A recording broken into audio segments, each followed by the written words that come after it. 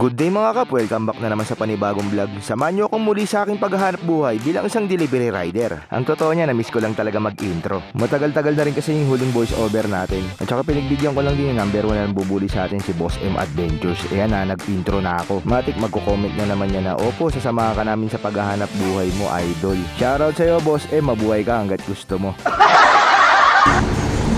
Chip 351. Ayan ang bumpers lang yun eh. Yun.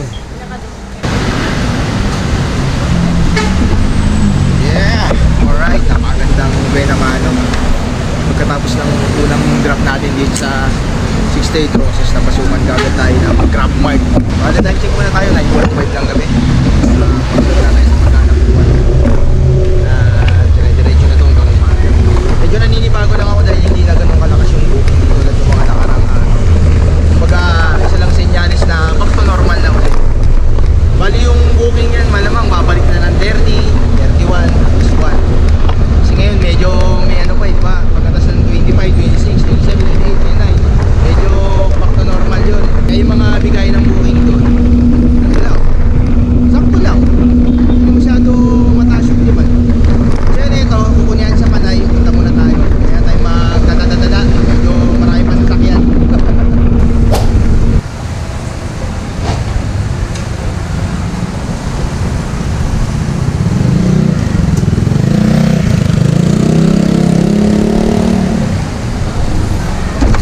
Dala natin, liit lang. Dito kasi sa Grab, wala ka nang hindi pwedeng hindi mabili. Baga dati kasi may mga pabili pa. Malakas pa yung pabili dati dahil wala pa mga Grab Mart eh. Ngayon kasi tulad niya pinag-pick up pa natin, bahay lang. Baga kahit ikaw, simpleng tao ka lang or meron kang resources o kaya pwede kang paano ba papaliwanag? Basta kunyari meron kang kakayanan or may mga pwede kang ibenta, pwede mo na siyang i-apply ng Grab Mart. So pag may Grab Mart ka, wala na imposible yun. Alam mo naman ng mga tao, ayaw na lang mahirap, i-search lang dun sa app at yun, mabibenta mo na yung gusto mong ibenta.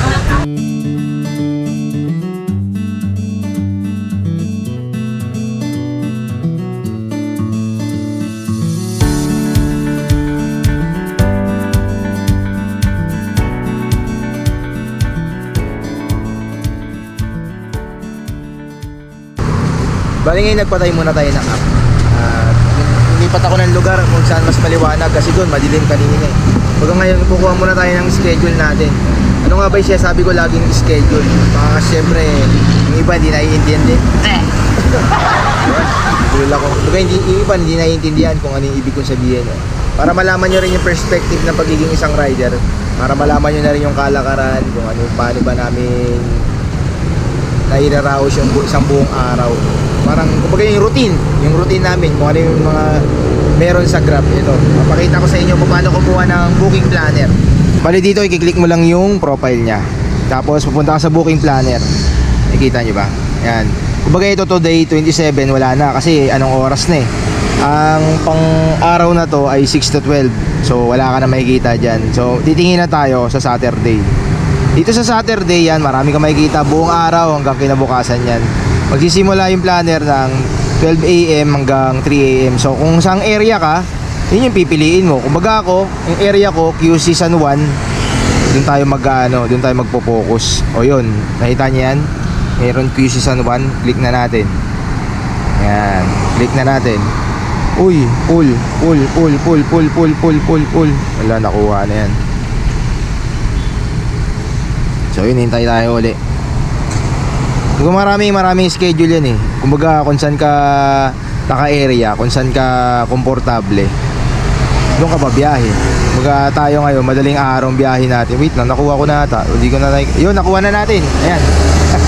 Kala ko hindi pa. So yun yung schedule ko, 12 AM to 3 AM. Tapos yung susunod na yung panggabi, 6 PM to 12 AM. Yan.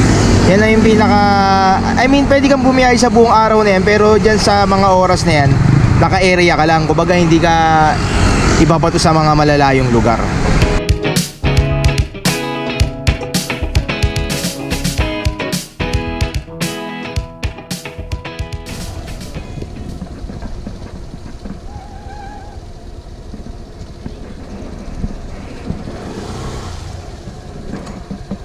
Evening po. Ma'am Romeline. Papalta ko na lang yan, sir. 500 lang kasi dala ko eh. Ay, ito na pa. Ay, kala ko 200. Hindi ko muna idadan, sir, para makikita nyo rin ako. Yun lang naman yun. Papagasan ko lang ito. Mabilis lang, sir. Babalik agad ako. Thank you po. 215, sir. Oh, pasensya na, sir. 500 lang yung pera ko. Salamat, sir. Thank you po.